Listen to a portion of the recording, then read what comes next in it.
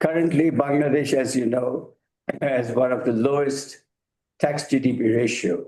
So the revenue collection system itself has very serious systemic and structural problems. So we need to address these in order to get the economy to be able to collect more revenue. So revenue mobilization is a big challenge.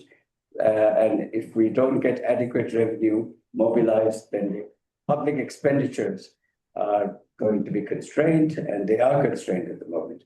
So let us hear from you about the Chinese experience. We also have with us the former governor of the Bangladesh Bank, Dr. Ahsan Mansoor, who is part of PRI. We have our executive director, Dr. Khurshid Alam. We have a former auditor and controller general of Bangladesh and finance secretary. And we have experts on taxes all around the table. So let me now welcome you and invite you to make your presentation.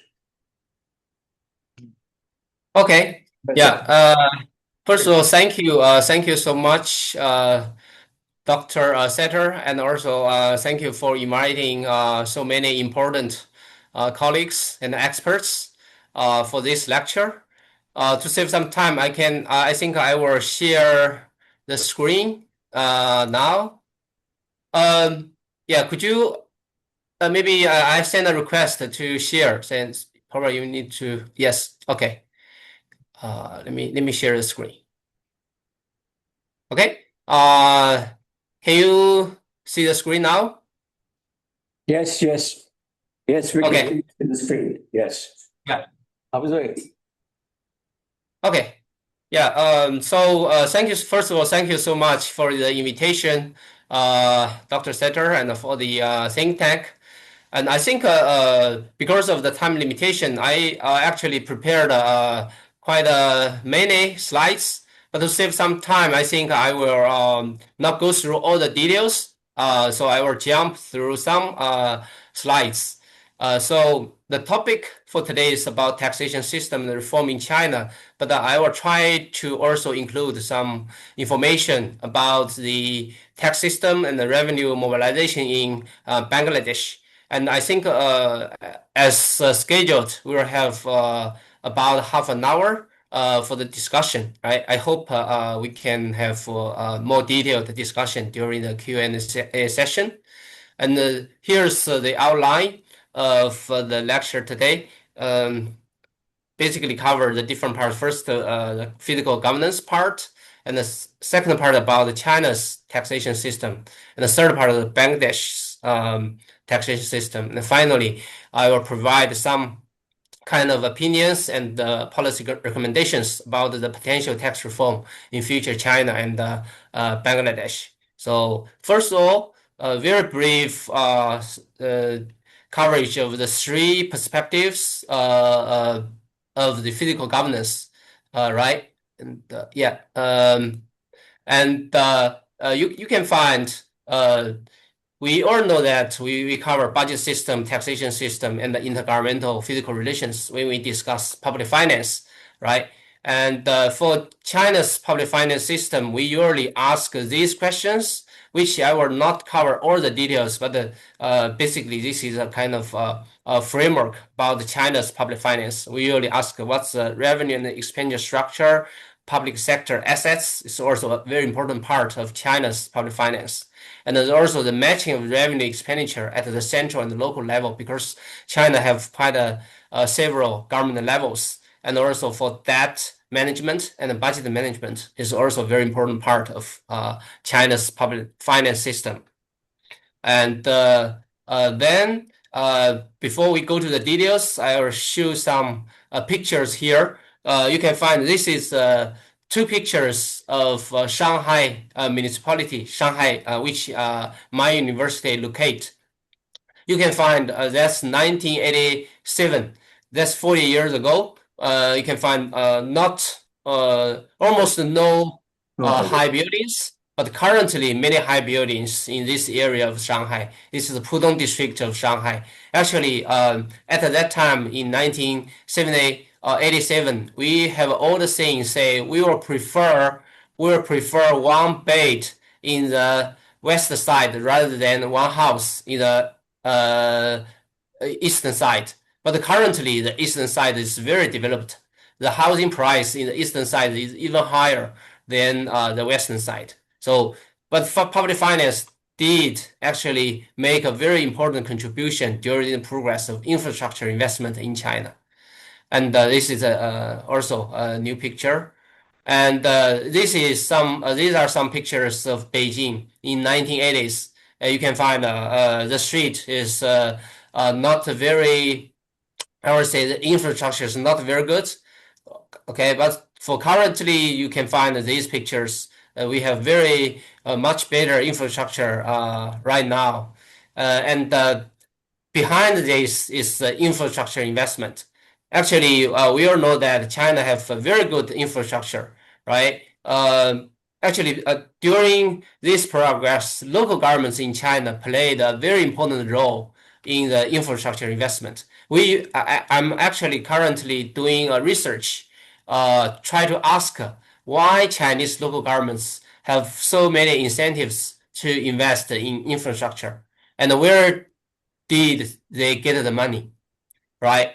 And the short answer actually is China use land finance, right? Because when the local government sells the land, transfer.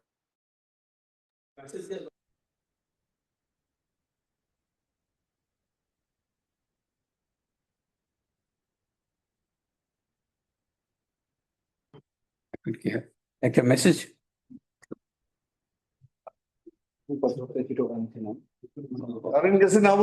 Other land at a higher price. So this is basically the process. Okay. It's okay. Sorry, Professor Ping. We had a short, power outage for less than 5 minutes. So we missed a part of your lecture. Okay. Just marginal. Okay. Marginal. Okay. So we'll wait for 5 minutes. No. We are hearing you. You can keep Continue. We can hear you. Okay. I can continue, all right? Can you see the slides? No. Right now, We'll get back. yeah, I think wait for this take a minute or so. Okay. Interesting. So can you see the slides now? Interesting. Just 1 minute. Just give us one. Coming to an interesting point. Sorry, we are having this power outages now. Yeah. Okay. Yeah, but while we are waiting, I can speak, right? Okay, yeah, you can speak. Yeah. Yeah. Just now, I actually say, because for infrastructure investment, the big issue is to get the money. Because for infrastructure investment, we need a large amount of money, right? A small tax is not necessary. So China actually use the logic of the land finance, because the urban land is owned by the state. So the local governments can sell the use right of the land. After they sell the use right of the land, they can get a fixed amount of money, a big money, and they can use this money for infrastructure investment.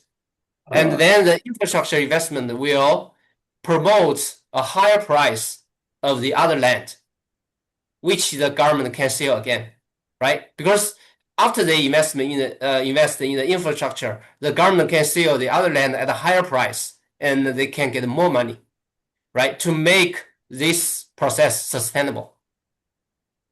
And also because China's political promotion incentive, the local government leaders, they also would like to invest in the infrastructure because so that they can have higher GDP, right? A higher GDP will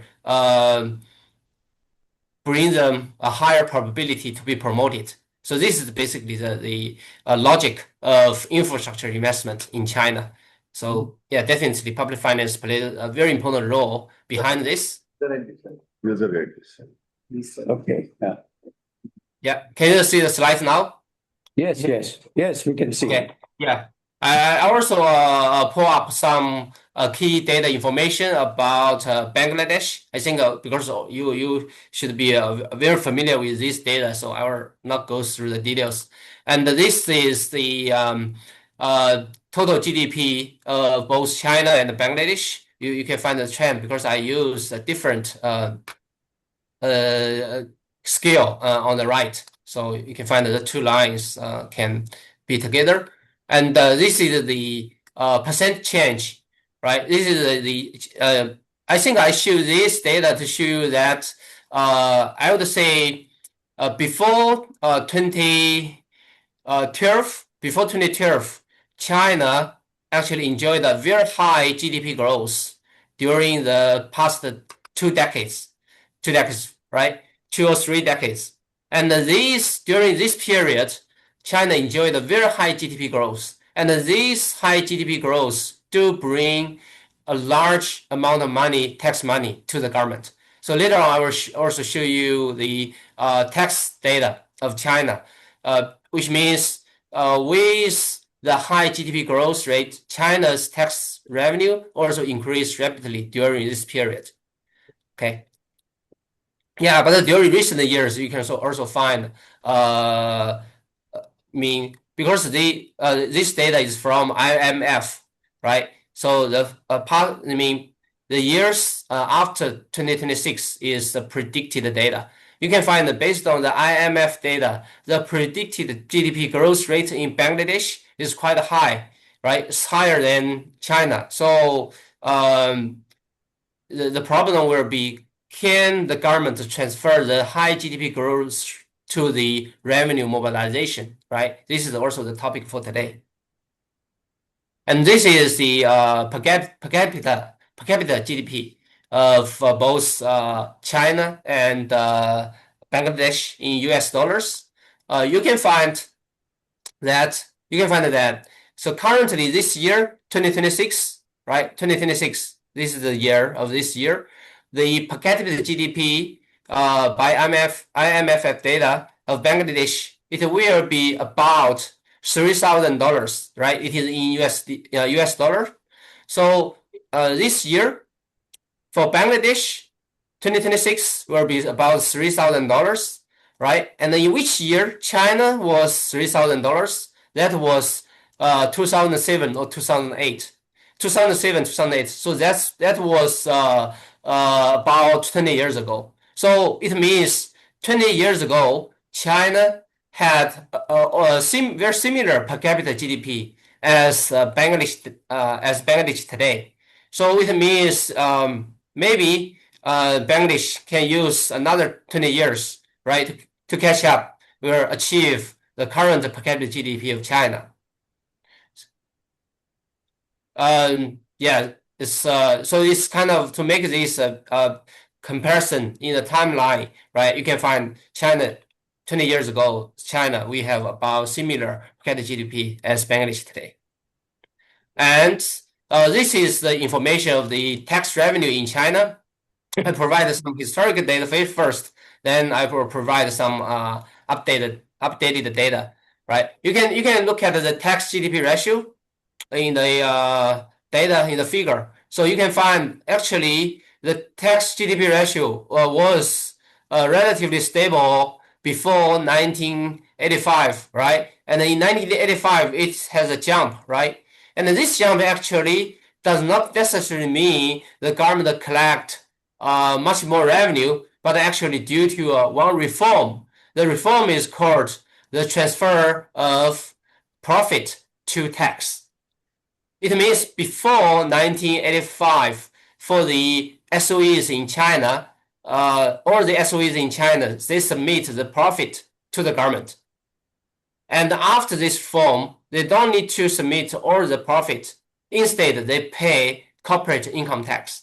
So this is actually why in 1985, we have a big jump of the tax revenue in China, right? This is actually because of reform transfer profit to tax instead of, it means the change of the revenue structure does not mean the change of total revenue. Yeah. What is the problem Any questions? Oh, no, please, go on. So you basically. We'll do it later. We'll do it later. Yeah. Okay, yeah. And also, you can feel free to interrupt me if you have any questions. Then. Okay, just one clarification. So you made the statement that for SOEs, before Yeah. 1985, they were giving the profits to the government. The revenue Yes. was coming from profits of SOEs. And after 1985, started paying corporate income tax. And that became Yes. no longer profits, but corporate taxes that became the source of revenue from Right. SOEs. Okay, got it. Yeah. So we. I'll just add, want to know a little bit on this. How are profits calculated for the SOEs in China compared to private corporate? Is the same principle, the same standards, or do they get? Yeah, this is a very good question. Very good question. Actually, at that time, before 1990s, the SOEs and the private companies, they have different tax rate. But we had some reforms after that, so which means we use unitary tax rate for both SOEs and private enterprises afterwards. So yeah, that reform happened, I think, about 30 years ago. Yeah. So it means first SOEs, in the first stage, SOEs don't need to pay taxes. They just need to submit all the profit to the government. And the second stage, the SOEs will need to pay corporate income tax, but they paid the tax in different tax rate. And the third stage is the government combine the tax rates together. So SOEs and private enterprises pay the same tax rates. So yeah, and the problem is after 1985, you can find the tax to GDP ratio start to decline, right? Start to decline actually due to different reasons. And the major reason is because the intergovernmental fiscal relations, which I will mention later. So after and also during this period, as I mentioned here, there are two scholars wrote a book called The Report of National Capacity, and they summarize the common characteristics in these Eastern Europe countries, and they found that because that was in early 1990s, right? And the early 1990s, what happened in the world? The collapse of Soviet Union, right? And also the instability happened in many Eastern European countries.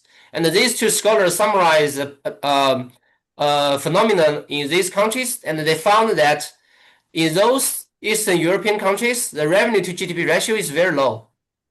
And also the central revenue divided by total revenue, this ratio is also very low. And these two ratios are very low so that the government don't have enough capacity to control this whole society. And so they get the conclusion that the government needs to have enough revenue capacity to make the whole society stable. And they also provided the data that at that time, in early 1990s, China's revenue to GDP ratio and also central revenue to total revenue ratio, the two ratios in China is even lower than those Eastern European countries. So this report actually provided a big shock to the top leaders of China. So which means Chinese government also had a stage that the tax to GDP ratio is very low. So this report actually bring the top leaders kind of incentive, say we must have a big fiscal reform in China to increase the two ratios. And they and in the reform document, you can find it's very clear that it is called tax sharing system reform. It happened in 1993, and the Chinese government very clearly written in the report that the goal of this revenue was to increase or to raise the two indicators or two ratios. One ratio is revenue to GDP ratio, and the other ratio is central government to total revenue ratio. Okay, and the goal of this reform was to increase the two ratios, so that then later on, after the reform, you can find the tax to GDP ratio does increase following the reform, and it gradually increase. And this increase also followed by the quick GDP growth rate, right? And we all know because Dr. Setter also mentioned that China's economic growth increased a lot after the entry of WTO, right? You know, China's entrance of WTO happened in 2001, right? 2001, and also the revenue to GDP or tax to GDP ratio increased gradually after the China's entrance to WTO. Okay, so this is basically the big picture of China's revenue tax to GDP ratio. Yeah, I think I mentioned this in already just now. So it's written in the sentences, right? So you can find I will very quickly go through this part. Since 1978, China's tax revenue increased considerably, but this is to some extent due to the increased size of the whole economy. So the relative indicator tax to GDP ratio is more meaningful, right? So the jump of tax to GDP ratio in 1985 is due to the 1984 tax reform, right? So for SOEs, yeah, I already mentioned this. Okay, but in 1994, the tax to GDP ratio in China dropped to an unacceptable level of about only 10% at that time, right? I know in Bangladesh now it's about 7 to 8%, right? It's around this amount. So in 1994, China launched another fundamental tax reform and adopted the new tax sharing system at the same time. So China's current framework of taxation system is still mainly the result of that reform, even until today. Okay, so this is basically how China's tax to GDP ratio increased after the reform. So this is the picture. So you can find this is the total revenue to GDP, right? Total revenue to GDP. It decreased, right? So we all know China's reform and opening up policy happened in 1978, right? And the tax to GDP ratio started to decrease, right? Because of the decentralization process, okay? And then after the reform, the tax to GDP ratio started to increase gradually. And during recent years, start to decrease again due to the reason China have many tax cut policies to promote the economy. So that's why the revenue to GDP ratio also started to decline during recent years. Okay. And why the Chinese governments want to initiate this reform? This is one very important reason is the central revenue. The central share of the revenue is very low, very low. But after the reform, the central share started to decrease, and the local share started to the central share started to increase, and local share started to decrease. Okay. So the second part, I will go through the tax system in China very quickly. The first part is tax reform from late 1970s to early 1990s. I think I already basically mentioned a lot from this. So the profits from SOEs are major source of fiscal revenue at that part, right? As a result of the 1973 tax reform, tax system was nearly a single tax system. So because of the planned economy, right? Traditional planned economy. So Chinese tax system was extremely simplified. And then in 1980s, China took various measures to set up a new tax system, which was better. Well, they were also good. Question? No. Okay. Yeah, better fit the market-oriented economic reform. So as a result of the economic reform, you can find that the foreign investment enterprises and the private enterprises played more and more important role in the economy. Then the new income taxes were introduced to collect the revenue from these enterprises, right? So you can find these are different years of these tax reform. So in 1980, the Sino-foreign joint tax investment in enterprise income tax was introduced, and then foreign enterprise income tax was introduced in 1981. And in 1985, the collective enterprise income tax was introduced. In 1988, private enterprise income tax was introduced.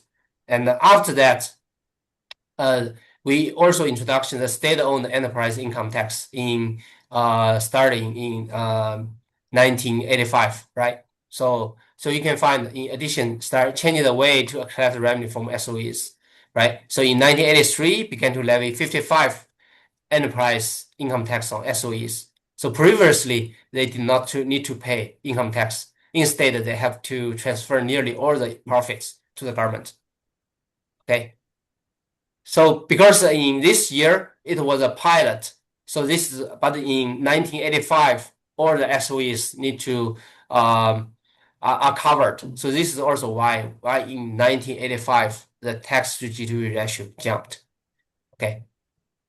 So in addition to the enterprise income tax, during the stage, China also introduced individual income tax and also some other individual income tax called individual income adjustment tax, individual tax for individual business households. So this is a kind of different individual income taxes covering different players or different economic players in the society. But after that, China gradually combines these together into one unitary individual income tax.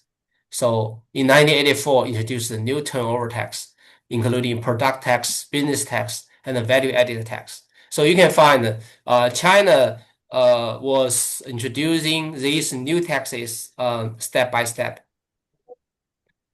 So about the foreign-related tax system, so you can find the introduction of individual income tax in 1980.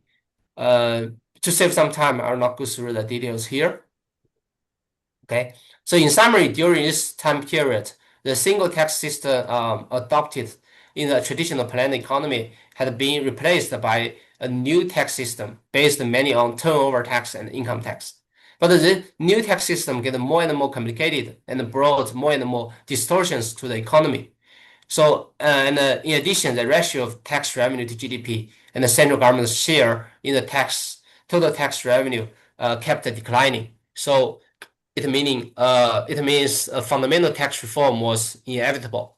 Okay, so then that was during this stage, right? I think we. Sir, if we can, if I could intervene, we are just. Could you tell us which period you saw the tax revenue GDP ratio declining?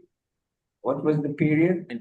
This period, yeah, since 1978 or this period. Oh, okay. Yeah, this is the percentage. But this is mostly because the GDP was growing much faster. Because 78 economic reforms have happened, so the GDP was growing much faster than the tax base. Okay. Yes, yeah, you can see this way. Yeah, it means during this period, the GDP growing faster than the tax revenue. But during this period, China's GDP also growing very fast, right? But the tax revenue growing even faster than GDP during this period. Yeah, it's also going faster.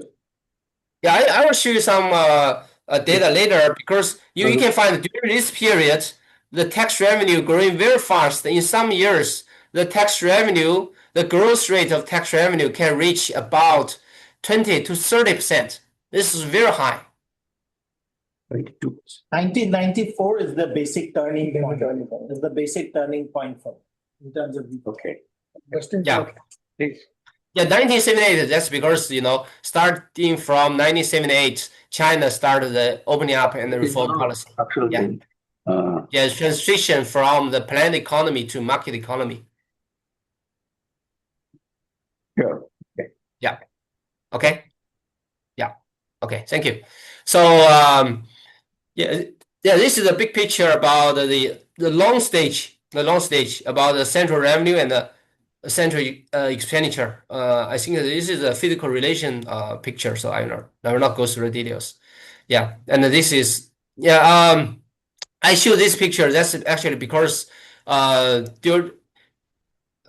think I will skip this part because in Bangladesh all the revenue and the expenditure are collected by the central government, mostly, right? But in China it's different. So you can find this is a revenue ratio because in China we have different government levels, right? So you can find the central government collected. It's the current picture collect about half of the revenue, right? But for the central government, they only spend about 15 of the expenditure. Most of the expenditure are spent by the county government in China. So, yeah, county. In China, we have 5 government levels: central government, provincial, city, county, and the townships. Yeah, and townships. But in China, the townships don't have independent authority to collect the revenue. So the revenue was counted to the county level government. So physically in China, we have 4 physical levels, right? Central government, provincial government, and prefecture, and also county. Yeah, and each level of the government can collect the tax money and also spend the expenditures. Okay, so the proportions of expenditure at different government levels relatively stable across the years. Yeah. So just now when I mentioned, so because the central government have collect a very small proportion of the revenue, and also the tax GDP ratio is very low. So Chinese government started the very important tax reform. We call it tax sharing system reform, right? And the theoretical background is for the physical federalism, because the role of public sector shall be performed by the multi-level governments, and the physical revenue shall be located among various levels of governments accordingly, right? So the practical background is a vertical physical disparity before 1994, so too small share of central revenue, as I just mentioned, right? So the result is actually the 1994 tax sharing reform just changed the direction of vertical physical disparity. Actually, at that time, the Vice Prime Minister, Mr. Zhu Rongji, he actually basically lead the reform called the tax sharing system reform, right? So in the late 1980s and early 1990s, the revenue of the central government is far from enough to effectively implement policies. So he have a name called the central budget is on the edge of the cliff. That's the word said by the Vice Prime Minister, Mr. Zhongji, at that time. And later on, he also became the Prime Minister in China in late 1990s.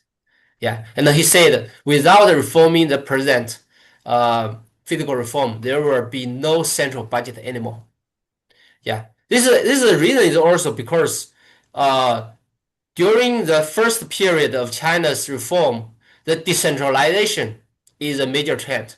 So it's decentralized. So which means most of the revenue also go to the local governments instead of the central government. So he started the tax sharing system reform. And the Vice Prime Minister, Zhu Rongji, he spent about 2 months in preparing the tax sharing system reform, negotiating with governors of 13 wealthy provinces and discussing the assignments of revenues and responsibilities between central and the subnational governments. Yeah. Okay. Yeah. Because of time change, I think I will skip some slides later on. We're okay. You can please, you have the time. Don't worry. Okay. Yeah. So what is tax sharing system reform?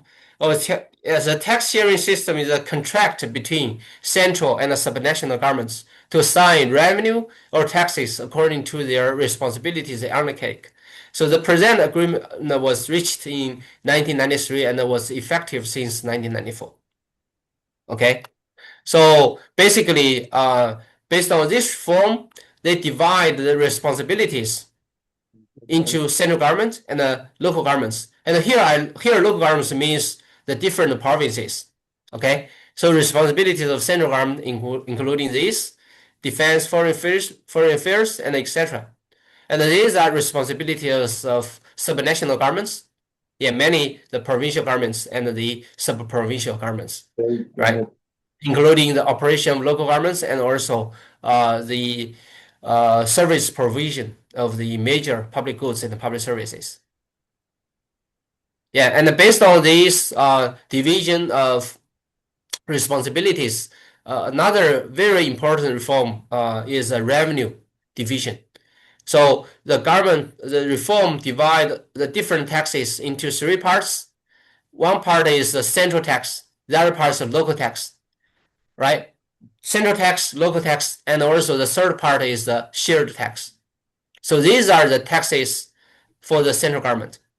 Okay, taxes of central government, including custom duties, VAT on imports, excise tax, corporate income tax, and the business tax, urban maintenance construction tax, and also tax refund on tax exports. These are revenues of central government. And also for revenues of subnational governments, many business tax and other small taxes. So you can find the major taxes for subnational governments are small taxes. Yeah, small taxes. So the revenue and also the revenue from compensation for use of state-owned land. So as just mentioned, why the local government can have so much money for infrastructure investment? Many they rely on this part. Okay, there's actually a related rumor on this part because based on this tax sharing system reform, you know, the central government collect more money than before. So the local government in China do not have enough money to support their expenditure. So these local governors go to the Prime Minister, Mr. Zhang, said that, okay, this reform is good, right, for the whole society, but we don't have enough money for the service provision, right? So Mr. Zhang at that time said that, yeah, I know that you don't have enough money, right? You don't have enough tax money to support the service provision, right? But remember, you have land, right? It reminded the local governments that they can sell the use right of the state-owned land to collect the fixed amount of money. That's a large amount of money for local governments. So this actually creates the phenomenon. Maybe many of experts in your side also know that Chinese local governments had a very heavy reliance on land finance, right? Many years ago, right? So this actually started from the tax sharing system reform, because based on this reform, the central government collect more revenue, but the local government don't have enough money to support the service provision. Okay, so the big part is the shared revenue. Yeah, so we have three taxes based on this reform: central tax, local tax, and also shared tax. And the shared taxes are the big taxes, especially the VAT. So based on this reform, for VAT revenue, the central government will get 75% of the VAT revenue, and the local government will get 25%. Okay, and in 2016, there's another reform because in 2016 there's a reform in China. We replace the business tax to VAT. So we had another reform to change the share of VAT to 50-50 between central and the local governments. Oh. Yeah, but based on this tax sharing reform, VAT, it was a shared tax, and the central government get 75% of the total revenue. And for excise tax, yeah, central government actually get 100% afterwards. Yeah, so it was a shared tax, but currently it is a central tax now. And then for individual income tax, it was a local tax as designed, but started from 2002, it became a shared tax. So it means the central government and the local governments, they get half and half from individual income tax since 2002. Yeah, and then since 2003, the central government collected 60%. The same as for corporate income tax. Okay, and also for resource tax, offshore is 100 for central and 100 for local on land. So based on this reform, you can find the big picture for China tax is that some small taxes go to the local governments, and also some other small taxes go to the central government. But the big taxes For example, for VAT, for individual income tax and the corporate income tax, they become shared taxes. I think this reform is very important that after they become shared taxes, the central government have very high incentive to collect the taxes, including VAT and income tax, because they can get independent share of the revenue, right? Okay, any questions? Please continue. We will have lots of questions, but. Okay. Does anybody Yeah. want to ask any question? Yes, I have one. Yeah, okay.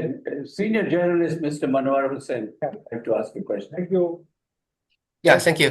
Thank you, Mr. Professor. May I go or talk with you or the report is here? Update to short. Yeah, that the system loss, tax loss in the system. Being practiced in China. Hindi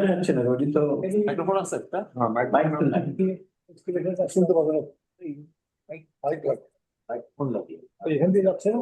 না না হিন্দি যাবে। I thought the Hindi চলে না। Yeah, I can hear. I can hear. You can hear. Is it going to you now? Fine. Well, Yeah, I can hear. well, Professor, may I know one thing? Is there any loss in the system of the new reform that you have already effected? Do you have any calculation of that as such? Oh yes, you mean yeah, I'm let me make sure I hear you clearly. You mean your question is there a law or some legal documents to make sure these assignments be effective, right? Loss in the system.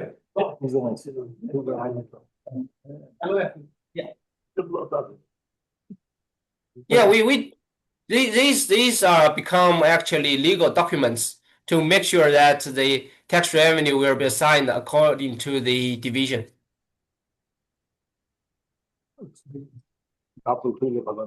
Continue করেন একবারে What's your Let's continue. We'll have questions at the end. okay, yeah. Yeah, so based on this reform, you can find the central government. This is the physical revenue central and subcentral governments in China. So you can find before the reform, the local government collect almost about 80% of the revenue, right? And the central government only collect 20% of the revenue. But after the reform, right, they both collect about 50% of the total revenue. So it actually changed the position of the central revenue immediately based on this reform. Yeah. But the problem is this is for the reform, this is for the expenditure, the revenue, right? The revenue. But the expenditure, you can find still the subcentral government bear the most of the expenditure, right? If you look at the current years, right, the central government collect about half of the revenue, but they only spend about 15% of the expenditure. So, but for local governments, right, they collect also 50% of the revenue, but they spend about 55% of the expenditure. So it means for local governments, they heavily rely on intergovernmental transfers to get the money to support the local services. Right, and this is also why the local governments in China also want to seal the land use right to collect money, because they do have a large gap between the revenue and their expenditure. So they try to use all the different ways to collect extra revenue to support the expenditure, including the infrastructure investment. Yeah. So if you consider the huge off-budget revenue and the land sales revenue collected by the local government, the share of local government expenditure is even higher, right? Because this picture only covers the general public budget of China. Yeah. But based on this reform, China also designed another very big, very important reform called the tax rebate. tax rebate. I think I will skip this part because this tax rebate is actually used to give the local governments more money, right? To make the reform more smooth. So I will not go through the details of the tax rebate. Yeah, to save some time. Okay. Yeah. So for tax reform in 1994, if we summarize some kind of major measures in the reform, you can find first of all is a turnover tax reform. So we introduced a new VAT, and the consumption tax and the business tax was introduced, and which would be levied on both domestic and foreign investment enterprises, and also the production tax on domestic enterprises, and the industrial and the commercial consolidated tax on foreign invested enterprises and the foreign enterprises were replaced. Okay, so which means the different corporate taxes are combined into the production tax. And also for income tax reform, I think I just mentioned the enterprise income tax was no longer divided into the basis enterprise's ownership. So the three different enterprise income tax were merged into one enterprise income tax. So that the unified domestic enterprise income tax system was established. I think I just mentioned this because before the 1994 reform, we have three different corporate income taxes, and now it's become a unified one enterprise income tax. And meanwhile, the individual income tax have the same reform. The three different individual income taxes were also merged into a unified individual income tax, right? To make the tax system consistent. Yeah, so it is commonly thought that the tax system after 1994 is more reasonable and better fits the socialist market economy. And the reform gained a breakthrough and was regarded as from our former governor of central bank. Hello, Doctor. Just got a quick question. And you have introduced any question? A quick question on you have introduced the VAT. At the same time, you have the production tax. How do you differentiate the two? At the same time, which tax? You mean this one? Yeah. Yeah. No, What's your question? before. Like Come to the VAT. Please come to the VAT. The one slide before. Yes, this one. There are Yeah. two major components of reform. What we call turnover tax reform. One is the production tax, other is the VAT. How are the two different? domestic enterprise. You mean consumption tax and the business tax? It's a product tax. Product tax on domestic enterprises. Oh, you mean production tax, product tax, right? How do you differentiate the two? No, it's repealed. Yeah. So these taxes was repealed. Yeah. So these taxes was repealed. Then it was consolidated into the VAT. Yeah. Okay. Sorry. Yeah. Okay. Yeah. So then this reform in 1994, the goal was to increase the two ratios I just mentioned, right? The tax to GDP ratio and also the central ratio of total revenue. So you can find since 1994, tax revenue has rapidly jumped in China. Yeah. And the ratio of tax revenue to GDP increased as well, right? Yeah, here's the data I already mentioned. Okay. So it was to 10% and increased to 22%, right? The top, and currently declined a little bit to about 70%. Yeah. And now I also provide some China's current taxation system, some data, statistics, and the structure. Right here's the data of tax structure in China. Yeah, I will give you some updated data later. So you can find the big one for tax structure. The biggest data, the biggest tax in China is VAT, value added tax, about 30%, which means about 30% of China's tax revenue is from VAT. Is from VAT. And the corporate income tax about 26%. Okay. And the consumption tax 10%. Individual income tax about 9%. And the tariffs are only 2%. So this is basically the big picture about the China tax structure currently. Yeah, and all other taxes 24%. So did you mean the share of direct tax is only 26%? You need a micro, you need a mic. Share of direct tax. Not saying the ratio. Tariffs, tariffs are only 2% of the total tax revenue. 35%. 35. 26 plus 9, individual income tax. 35. Yeah, 9% is individual income tax. Yeah. That's fine. Different between Tax and VAT. Ratio is fine. Oh, corporate income tax. আমাদের 34 ওদের 35 There is corporate and there is personal income tax. যেটা মানে direct tax. Consumption tax and VAT. Yeah. Any question? What is the difference between consumption tax and VAT? That's an issue. confusion Consumption tax and what? Tariff? VAT. Yeah, VAT is value added tax, right? And the consumption tax only targeted on some selected goods. And it is also based on the final sales, the consumption tax.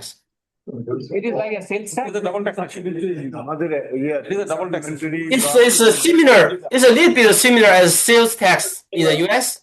You know, sales tax?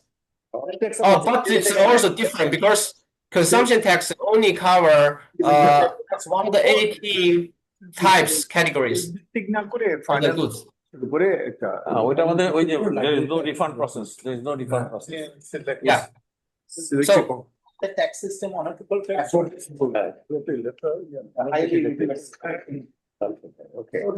That's for the tax. So one final. Okay, yeah, please continue. then, yeah. So this is a kind of a trend of the different tax revenue, right? Since 2000. Okay, so you can find during the past decades in China, VAT. This is VAT. Okay, VAT was always the biggest tax in China. And the second one here, this one, right, is a corporate income tax. This one is a corporate income tax. Okay, corporate income tax. And this business Steady. corporate income tax here. And this one is business tax. Business tax. The business tax, as I mentioned, the business tax, there was a big reform for business tax. We called replace business tax with VAT. So you can find the share of business tax decreased to 0 in 2017, right? And then the share of VAT increased, right? Because the business tax was replaced to VAT. Yeah, Professor Zhang, Professor. So, Yeah. where does the tobacco tax stand? It is VAT or tobacco tax? Tax on cigarettes. Oh, cigarettes? Yeah, cigarettes, we have both VAT and also consumption tax. Consumption tax. So there is a problem of the definition. And consumption tax, we also call it the exercise tax. Excise tax. Yeah.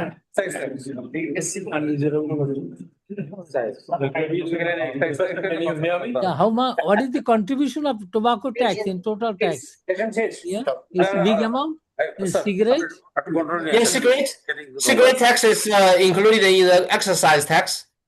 How much it you collect percentage of total You tax? mean percentage? I need to check. I think it's about 30 or 40% for tomato.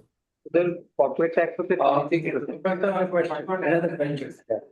আর আমাদের Can I ask you a question?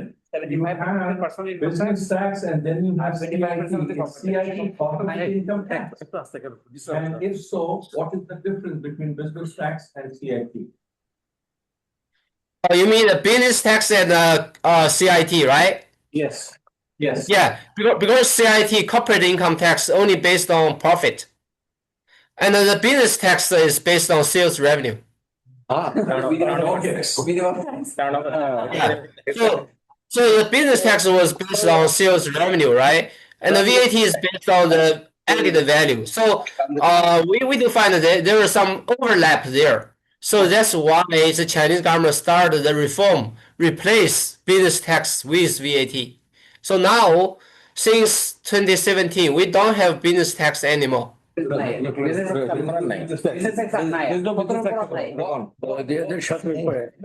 is PIT? Personal income tax. Personal income tax. CIT is corporate income tax. But you It is see, personal income tax. Professor, Personal income tax. Sorry. Professor Ping, Professor, Yeah. yeah. So ratio, the share of PIT is very low. But we know that from the progressive taxation, it is the income tax, especially PIT, that is very important. But in your case, PIT contributes around 9% or 10%, am I right? So how do VAT is here. VAT is here. PIT? Oh, PIT, yeah. PIT is 9%, about 9% of total revenue. Whether that is Let the professor finish his. PIT, Professor Ping, yeah, whether that is consistent with the progressive taxation idea? Yeah, this low PIT, is it consistent with your progressive taxation system? Definitely not. Yeah, this is actually the problem the Chinese government also considering.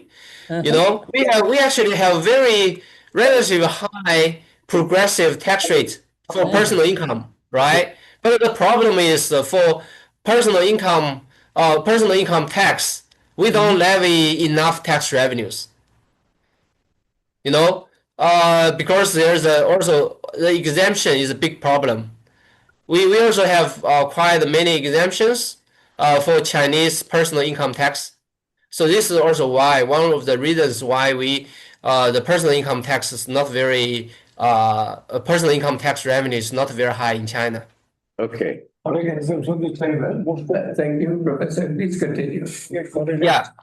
Okay. Yeah. Let me continue. Okay. Oh, I think I forgot to change this characters into English, but I will explain here because final minute I added one more slide. Because this slide is about this the blue one is the revenue growth rate, and the red one is the expenditure growth rate in different stages, right? I put this try to indicate that during some period, especially this period, since the tax sharing system reform until I would say 2010. Right, China's revenue and expenditure enjoy very high growth rate. Right, you can find on average, China's revenue and expenditure enjoys about 20% growth rate during about these 2 decades. Right, so you can find in some year this is the blue one is revenue, the red one is expenditure. So in some years, the revenue growth rate of the revenue is even higher than 30%. That's year 2007, right? So during this period, China's revenue and expenditure increased very rapidly. Yeah, okay. So for if we look at the whole China's taxation system, China also relies on more on indirect taxes than on direct taxes. So you can find 3 major indirect taxes, including or we sometimes call it goods and service taxes, including VAT, consumption tax, and the business tax. Right? We currently don't have business tax anymore, and the 2 direct taxes are enterprise income tax and individual income tax. Okay. And in China, enterprise income tax is equivalent to the corporate income tax in Western countries. So still the most important tax in terms of tax revenue in China is still VAT. And for property tax in China are not well designed yet, and their contributions to the overall tax revenue are still quite small so far. Okay. So this is basically the big picture of China's taxation system. And this is a picture of the whole 18 official taxes in China. Yeah, so in China, the goods and service taxes, value-added tax, consumption tax, right, income taxes, individual and enterprise income tax. And we do have some, we call it property tax, but many of these taxes are actually based on transaction taxes. So, and also other small taxes. So I usually prefer to divide these taxes into another categories. So for example, here, when I try to divide these or China's 18 different types of taxes into 3 big categories, including turnover tax, income tax, and the property tax, you can find in China, if we divide all the different taxes into these 3 categories, turnover taxes account for about 65% of all tax revenue. 90%. 90%. No, here who are paying the taxes? Yeah. So which means yeah. On average exemption Yeah, because you know, turnover taxes, all the turnover taxes are paid by enterprises, right? And for income taxes account for about 30% of the total revenue. But among 30%, the 22%, about 22% is from enterprise income tax or corporate income tax. Only 8% is from personal income tax. Okay. And the property tax is about 5%. But this 5% property tax also mostly in commercial and industrial properties, right? And for residential property, for example, if you purchase a house in China or purchase an apartment in China, mostly you don't need to pay property tax. Residential Okay. more. Residential. No property. Yeah. Except Shanghai. You want to buy in Shanghai? Except Shanghai and Chongqing. But Shanghai also very large amount of exemptions. So only a very small proportion of families need to pay the residential property tax in Shanghai. Based on my research, because I'm doing a lot of research on property tax reform in China, you know, I help the government to design the property tax on residential properties. So in Shanghai, currently, based on the pilot, yeah, maybe I can write more clearly. This is a pilot, okay? Yeah, this is a pilot policy. So the pilot policy only covers about 1% of the all the families. So only a very small proportion of the families need to pay the pilot residential property tax in Shanghai. So based on all these pictures, you can find that in China, most of the taxes are paid by the enterprises, about 9%, because right, yeah, only the personal income tax are paid by individuals. So all the other taxes are paid by enterprises. Why? Because it's easier for the tax bureau to collect the taxes. Yeah, but China also face a problem. Say the enterprises in China feel like the tax burden in China is very high, right? Because they pay all the turnover taxes, they pay corporate income taxes, right? And also the property taxes. Okay, so Chinese government nowadays is trying to transfer the taxes, the tax burden beared by the enterprises to individuals. So in the next step of China, the government want to levy property tax on residential properties. Yeah, it is on the way.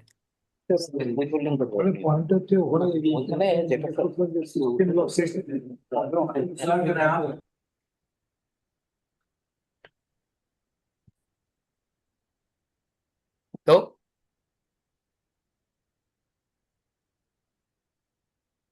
Hello? Interruption and Interruption, right? Okay. Calculation আছে নাকি এই ভদ্রগুলো মনে করতে In the last slide, শুধু you government had garments বানাই figures for enterprise income tax, corporate individual income tax and so on. Research আছে So the percentages that you showed, is this the total volume of the revenue from corporate income tax and personal income tax? Or is it the rate? I don't know, I'm not sure whether I missed out, but. Okay. Let me make it clear. All these are revenue shares. These are revenue shares. These are not rate. All these are revenue shares. Are you going to show the actual rate of taxes for corporate income tax as well as individual income taxes and so on? If you need, I can show you the because for enterprise income tax in China, and now it's very easy. Or the enterprise income tax, the tax rate is 25%. Maybe let me do this way. I can write it. Can you see my slides now? Ask about tax exemption also.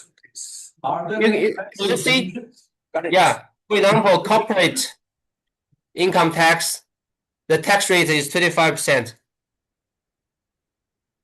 Okay. Personal income tax, the tax rate is from 3%, 10%. Yeah, because it's progressive, you know. And we have the biggest one is 45%. corporate go once again? Yeah, and for VAT it's 13%. Mainly, we also have some 11%. Okay, and also 3% for small enterprises. Multiple letters, 3, 6, 9, 7. Highest of 13. The multiple. Yeah, and this collection rate. So for small enterprises, it means it's not based on added value, but based on your sales value. Yeah, Mr. Zhang, can you hear us? Yes, yes. Yeah. So, like, as you said, exemption is one of the key for the low personal income tax collection. So, do you have any study in China, like what is the tax expenditure in terms of personal tax or corporate tax, or even for VAT and custom duty? Yeah, we have now is 50 RMB. You mean exemption, deduction? No, I'm saying like, as you were saying, only like 25 to 30% taxes are collected in terms of income taxes. That is the share of direct taxes as compared to the indirect taxes. So as you said, the ratio is around 30-70. Sorry, I cannot get your question. Since you have shown in your presentation, like share of corporate tax is 26 and personal income tax is 9%. Not sure. This is a revenue share. This is a tax revenue shares. Yeah, revenue share. So if the revenue share is 30%, and you said there are a lot of exemptions in terms of personal income tax, that's why the ratio is very low.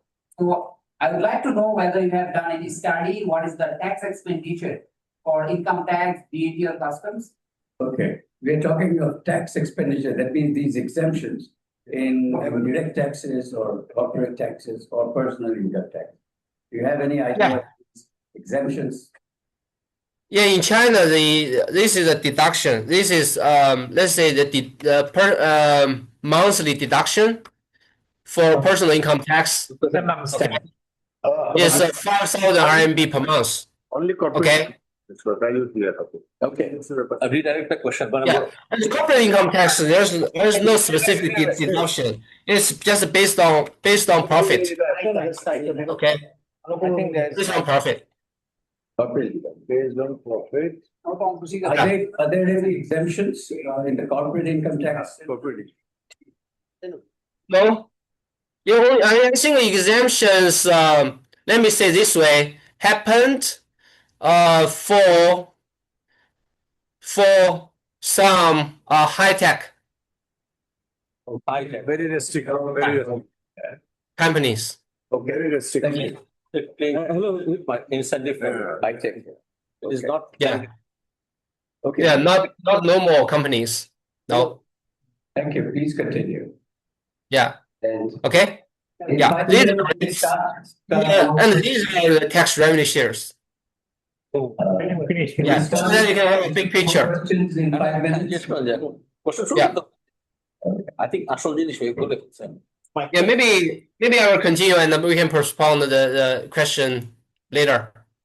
Can I continue? Okay, yes, please, please continue. Okay. Yeah. And these are tax share of GDP in China based on the OECD data. Because in OECD, they divided the tax category into 3 major categories. Income, yeah, we call it personal, called income taxes, right? And these called property taxes, right? And these we call it goods and service taxes, right? And from this picture, we can see the big picture of China's tax revenue shares, right? Mainly based on goods and services, right? And the second one is income tax, and this one is the property tax, right? And these are the revenues as shares of GDP. Fix amount of service and tax right now. Yeah. The biggest part of the GDP of service is the rest of And service. So total tax to GDP ratio is less than around 17%. Yeah, latest, yes. Yeah, this is the share of GDP as a percent of GDP, the tax revenue as a percent of GDP based on OECD data, right? And this is in Laos. Yeah, because I did some research in Laos as well, so I put the 3 countries in one picture, right? So you can find these are the tax revenue as shares of GDP for different types. These are income taxes, these are property taxes, these are goods and service taxes, right? So you can find actually in Bangladesh, the income tax share is actually not low, right? It is actually higher than Laos, but still a little bit low than China, right?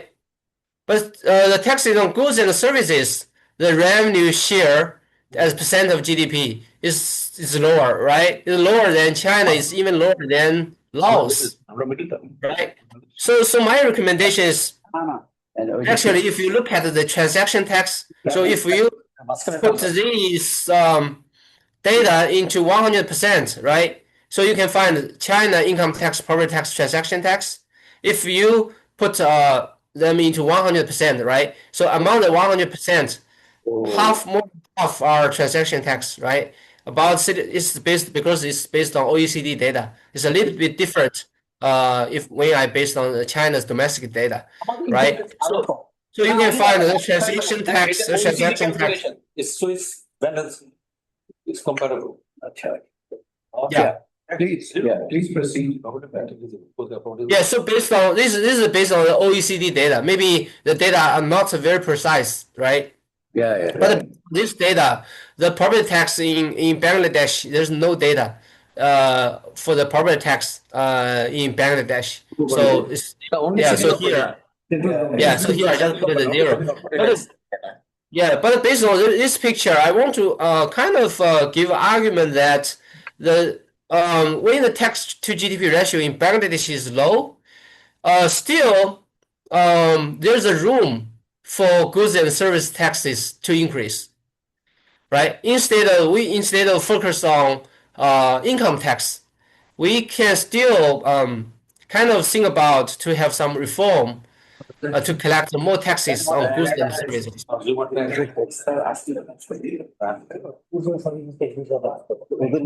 Okay. Yeah, maybe I can continue. We'll talk about waste distribution. I will skip this part because it's based on the reform of property tax in China. Yeah.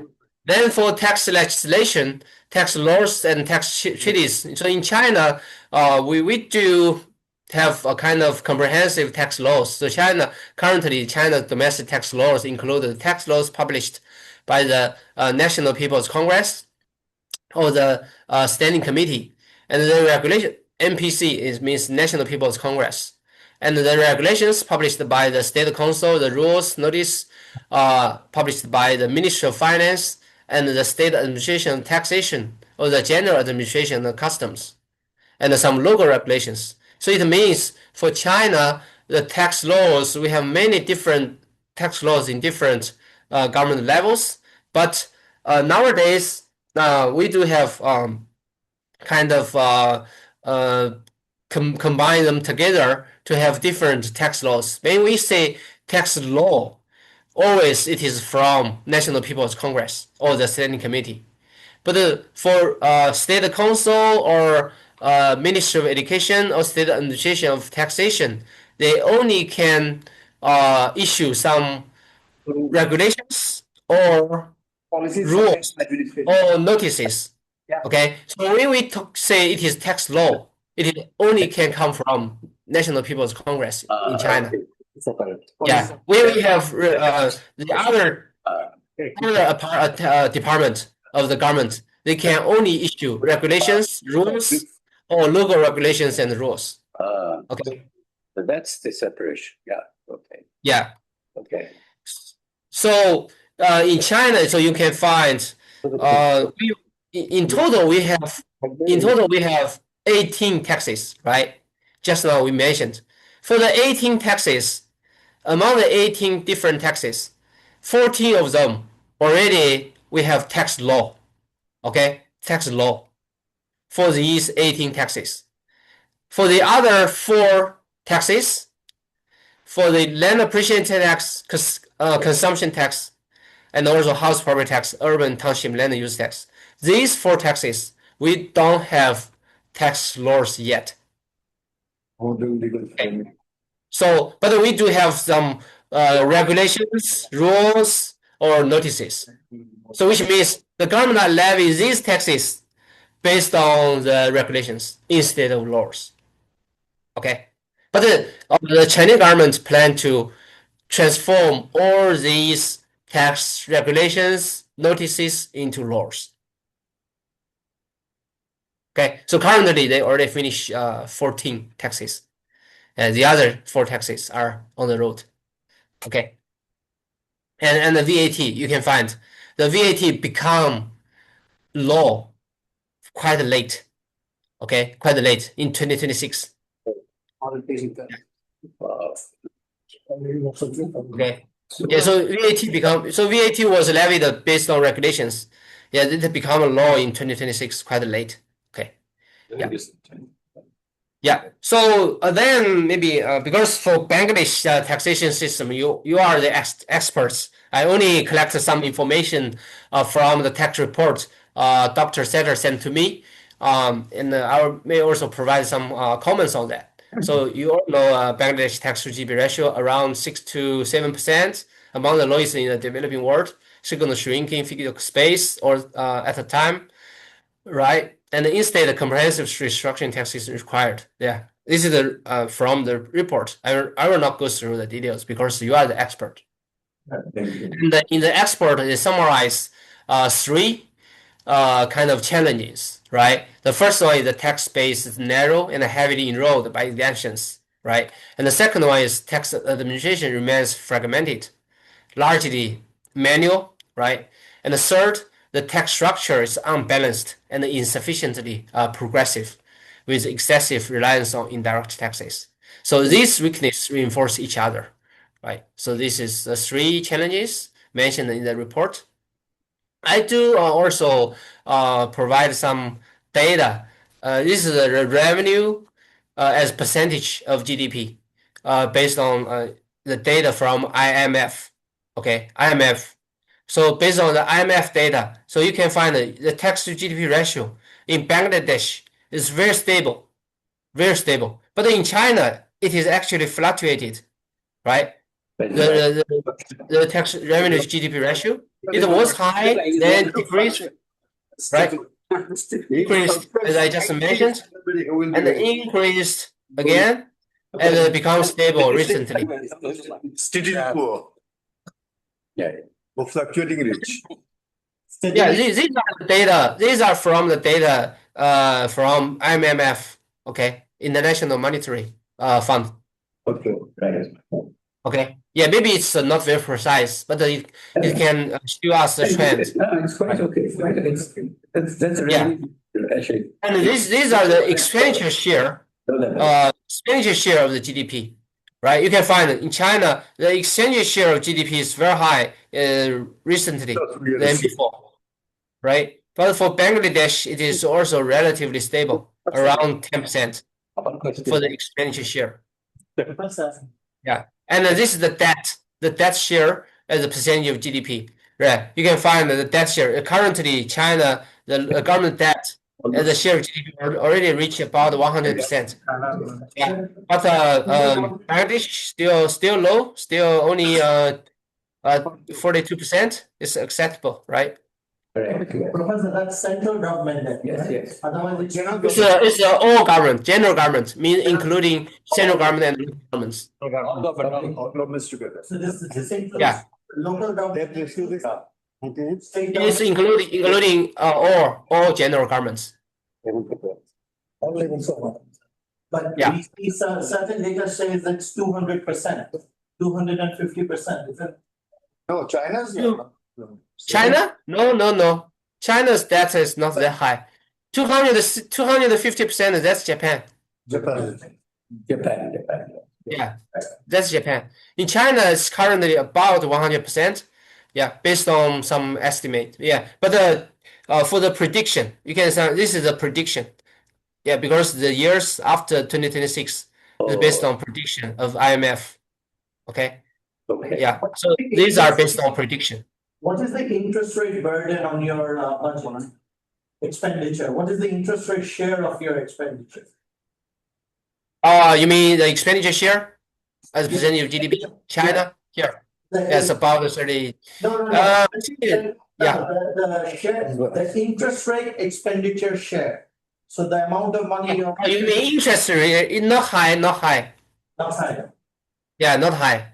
Maybe I think I looked at the data about 10% now. Okay, 10% of expenditure is. Yeah, interest rates in the debt. I know your question. The debt interest, right? The debt interest as a percentage of expenditure. Yes. Right. Yeah, it's about 10%. Right, thank you. That's good. Yeah. So this is the debt. Yeah, and then this is a data from World Bank staff calculation. So you can find the Bangladesh, the tax to GDP ratio, yeah, is relatively lower than other countries, other major countries. Yeah. You must know. And this is the different parts of the. Yeah, and the pink one is from international trade and the transactions. I think it's tariff, right? Trade taxes. Yeah, taxes from international trade, and then income tax and goods and service tax. Do you have any estimate of the liabilities of the state-owned enterprises as a share of GDP? Pardon? What's your question? The debt of state-owned enterprises, the contingent liability on GDP. Oh, you mean state enterprises of China? Yes, state-owned enterprises of China. What's their? You mean the liability? You mean the loans? Yes, right. The debt of state-owned enterprises as a share. Yeah. I have some data. I do have some research. Did some research on the state capital, including state-owned enterprises. Yeah, the percentage is also high because China have very large state-owned capital. So state-owned enterprises, indebtedness of state-owned enterprises is very high. That's what you're saying. That means the debt liability of state-owned enterprises is very high. Yeah, it's high, but China's state-owned enterprises also have a large asset, right? So the net capital, net asset. Okay. Net positive. So what is the net worth say? I think Ashik, you should ask the net worth instead of just a liability. So, for example. Net worth is So, for example. Hello. So, for example, in Bangladesh, the contingent liability of state-owned enterprises is around 11% of GDP. what would be the number for China? Okay, I know now. I know. Yeah, what's your question? Let me show you another slides. Okay. I just because I let me stop sharing this one and yeah, maybe I can answer your question. Let me show you another data. Okay. Because I I gave that presentation about the China's national government. This one. So that's This one. Yeah, state assets in China. You know. okay. Yeah, let me show you this data. You know, at the end of 2024, total book value of China's state-owned assets reached very high trillion. That's 950 trillion RMB. That's about 150. No, oh yeah, 150 trillion US dollars. Okay. 150 trillion US dollars. So it comes in three major categories. It can be divided by non-financial state-owned enterprises. And the total asset is 400 trillion, but the net asset is about 100 trillion. So the difference is the loans. 900 million, yeah. The net asset is positive. Negative. I mean, both will be zero. Okay. That's Yeah. all 5 times. Our core development was minus. Dollar minus. That's Ah. 5 times US GDP. So non-financial and the state financial enterprises, the total asset is more than 400, but the net asset is about 33 trillion. Okay. Yeah. So this is basically the total state assets, the big picture of China. GDP. Okay, Professor, can you tell me who runs the state-owned enterprises? Who are the people in the management? Are the politicians? Who own the state-owned enterprises? Yeah. Yeah, mainly the central government and the local governments. Okay. No, just my point is that who runs the state-owned enterprises? Is it really? No. Fudan is not counted as enterprises. Fudan is counted as this administrative Okay, sorry for the interruption. My question is, who runs the state-owned enterprises? Who manages it, right? Who manages the state-owned enterprises? Are they brokers or politically appointed or politicians? Okay. Yeah, good question. In China, there's a bureau called the State Capital Bureau. Mm-hmm. And that State Capital Bureau is in charge of these state-owned enterprises. Mm-hmm. And the leader of these state-owned enterprises also are designated by the State Capital Bureau. Are the political appointee or the specialists? And also, I think this because this is another question is different from today's picture. But for state-owned enterprises, we have Just a supplementary. we have state-owned enterprises at the central level and also at the local level. Professor, just another supplementary question on this. How would you rate the corporate governance of a state-owned enterprise? Yeah. Vis-a-vis a purely private enterprise, especially a foreign enterprise operating in China? How would you evaluate that, the corporate governance structure? They make huge profits. No, you mean if the government holds some shares of the private enterprises? Do you mean that? No. What he's asking is, he wants to know the performance efficiency of state-owned enterprises versus private enterprises. Oh, okay. Yeah. This is also an important issue being discussed in China. I think some state-owned enterprises they have good efficiency, but some they may not.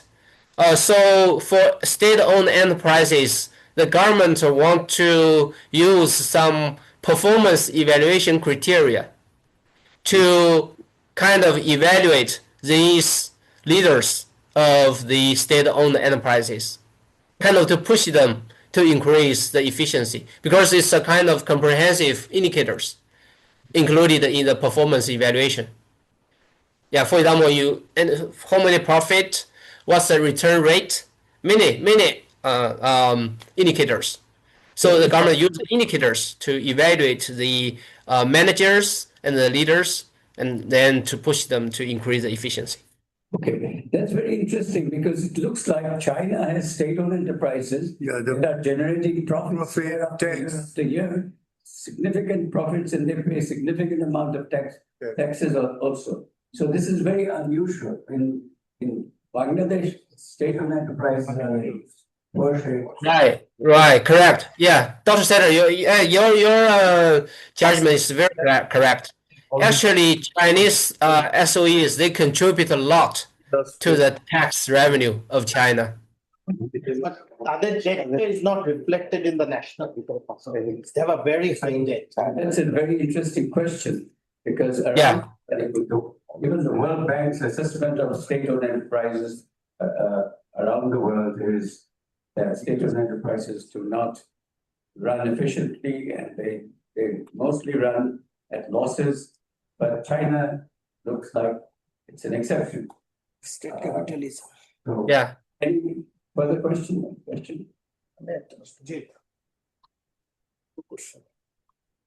That's good. Yeah. Thank you, Professor Ping. Yes. I have only one question. After your state-owned enterprises started paying tax instead of giving all the profits to the government, your tax-relative ratio went up. Then it started to fall. And in 1994, it again started to rise. What are the reasons for this rising trend after 94? One thing is that you club together all the smaller taxes into a single platform. Is it the only reason, or are there any other structural contributors to this increase in the rate?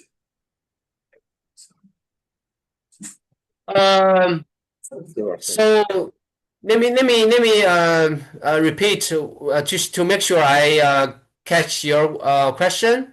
Do you mean you want to ask why after 1995 the tax to GDP ratio start to increase? Yes. Right? Yeah. I think based on my some of my research, mainly two reasons. The first one definitely is the economic growth, because the GDP growth was kept at a very high trend, and also after the entry to WTO, another boom of the economy. This is the first reason, and then the second reason I would say is because of the institution, the system. And because the tax revenue was divided by the central government and the local governments, so the local government can collect at least a part of tax revenue if they make an effort.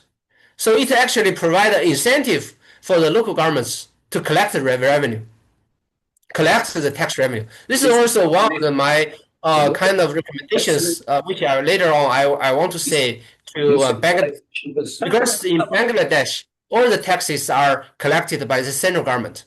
Right. So most of the problem need to be solved by the central government. But the central government, the capacity is limited. We need to make use the capacity of the local governments to fill in the tax holes, right? Because only you make use the local government capacity, you can solve many problems of the tax collection. Yeah, I think a very important kind of a lesson for China is we make use the local government's incentive to help collect the taxes. The marginal tax is. Yeah, I think I will stop here. Yeah, for your question. I don't know whether it's clear. May I ask a question? Hello, Professor. I have two questions to you.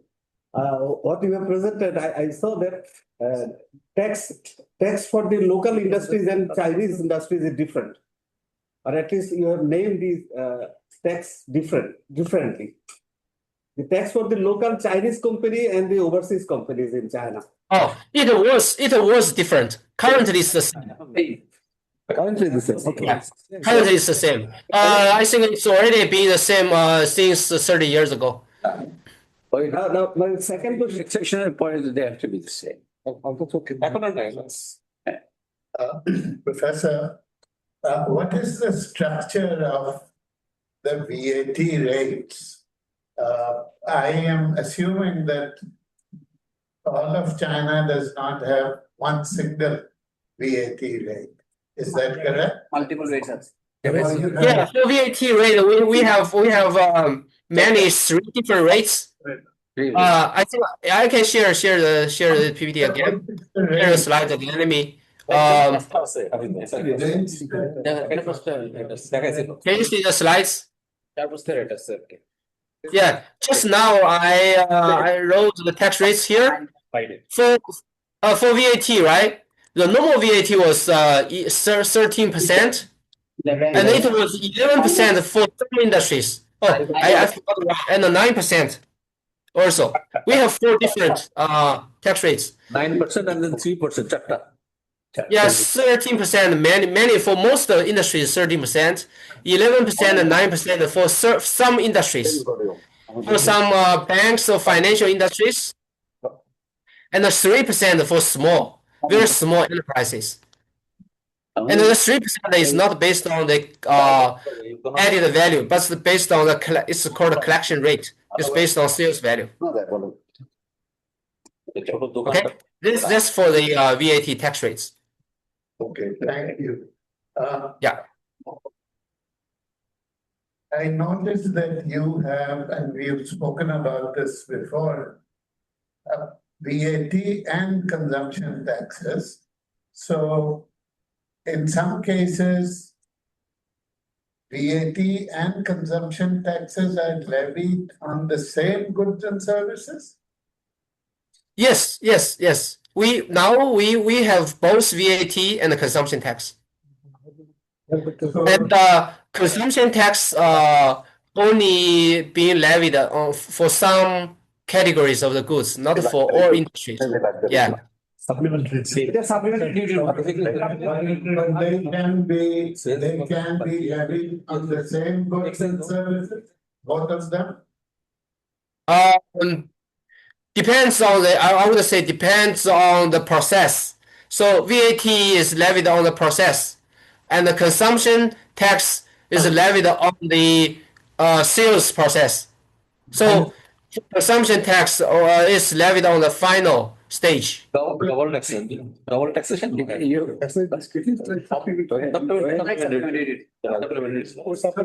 one last clarification.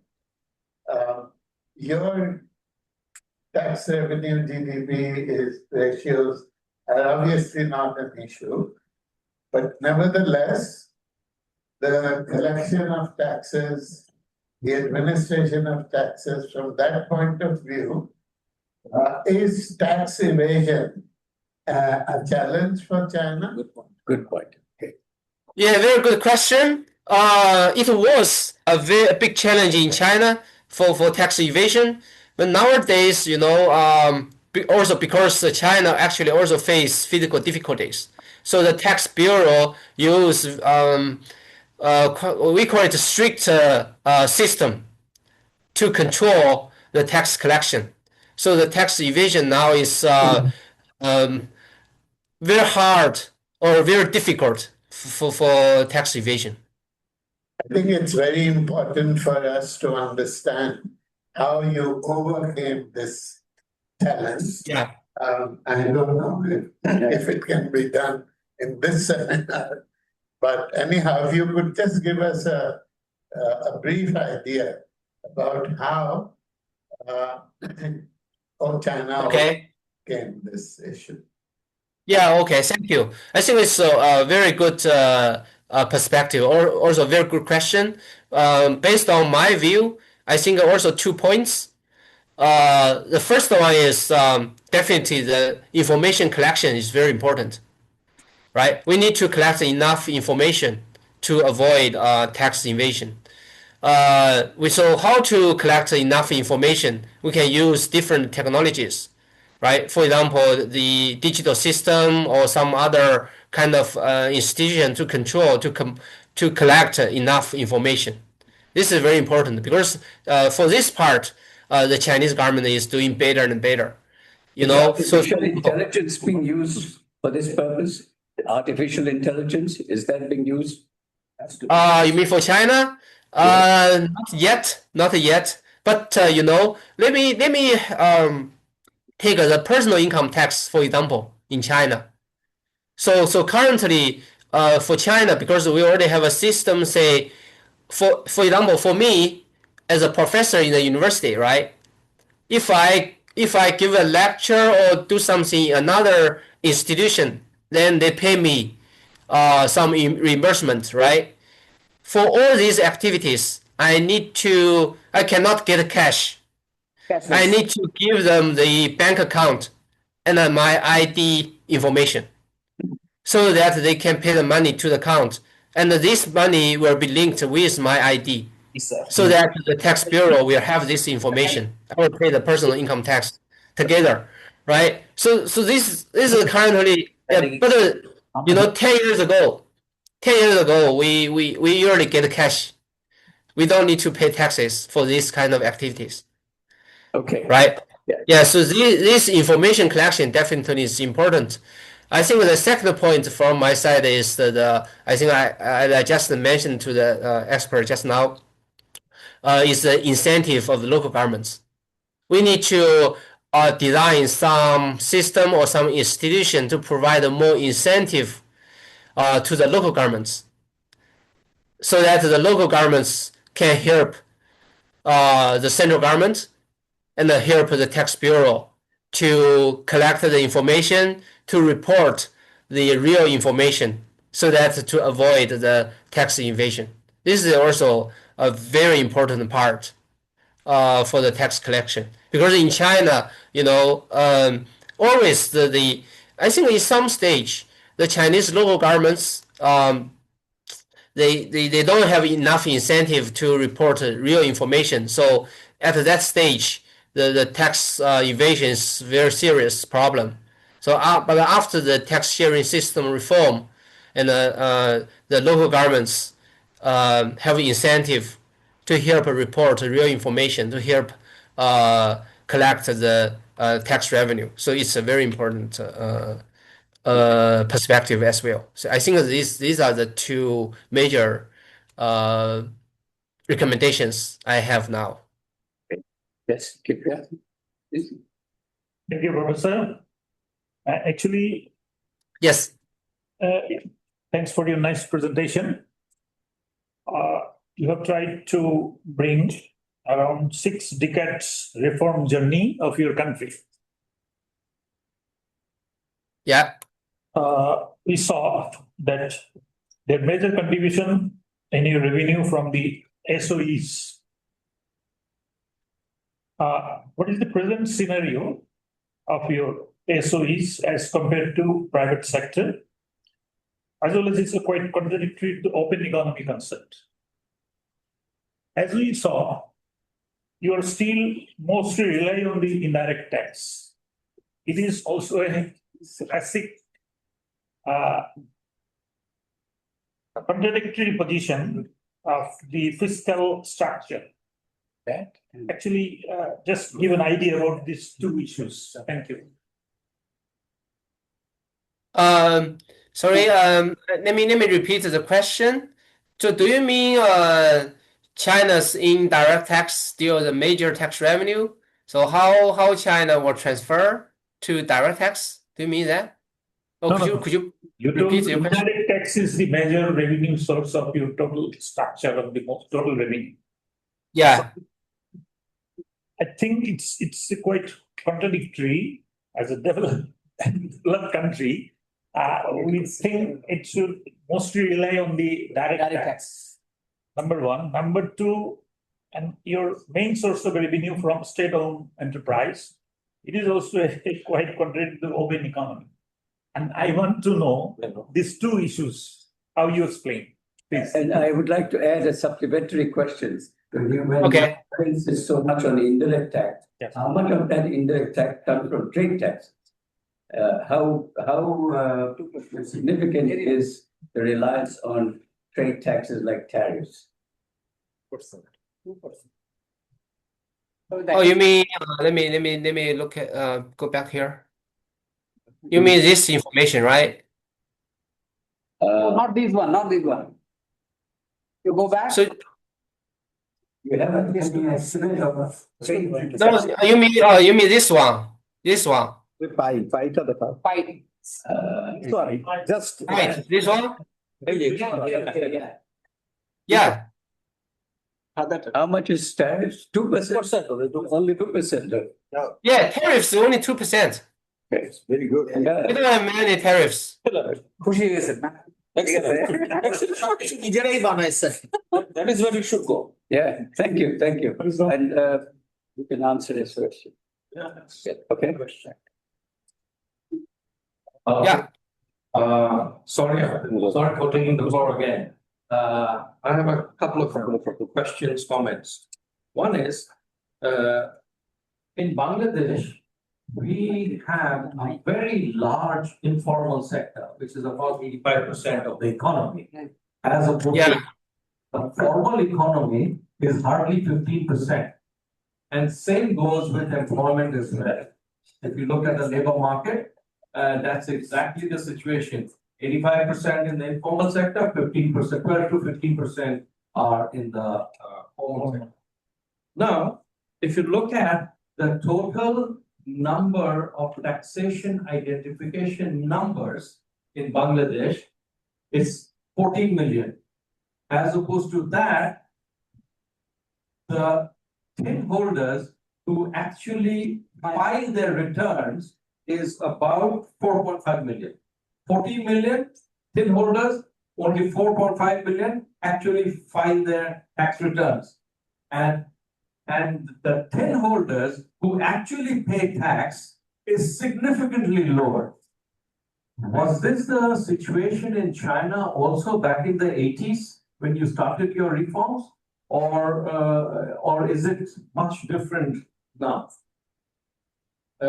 These are the 2 points that I wanted to mention about tin and collection. And I have another question, which is, okay, let's hear your response on this, and then I'll ask another. Tin tax identification number. Yeah, tin is taxation identification number of tax. Okay, yeah, and I think it's a very important question. First of all, for the informal sector or informal economy, and in China in 1980s, actually, even now, as I mentioned, why China still relies on the taxes paid by enterprises is actually because to rely on taxes paid by individuals is the cost is very high. It's more difficult. So even in 1980s, we all know, as I also just mentioned, for example, for personal income tax, 20 years ago, many people pay cash. So we don't have this part of income information. This part of income is outside of the personal income tax. So China is also make progress by small step. So still rely on those big enterprises to pay the taxes. And even now, let me give you a data for individual income tax. Even now, for individual income tax in China, actually less than 10% of Chinese population are paying individual income tax. Less than 10%. So it means more than 90% of তাদের tax two GDP তো বেশি না। 70%, yeah. To request our former governor by central bank. So personal income tax in China is still relatively small compared with the large economy, right? In the US, the personal income tax accounted for about 40% of the total tax revenue, right? But in China, it's only 8%.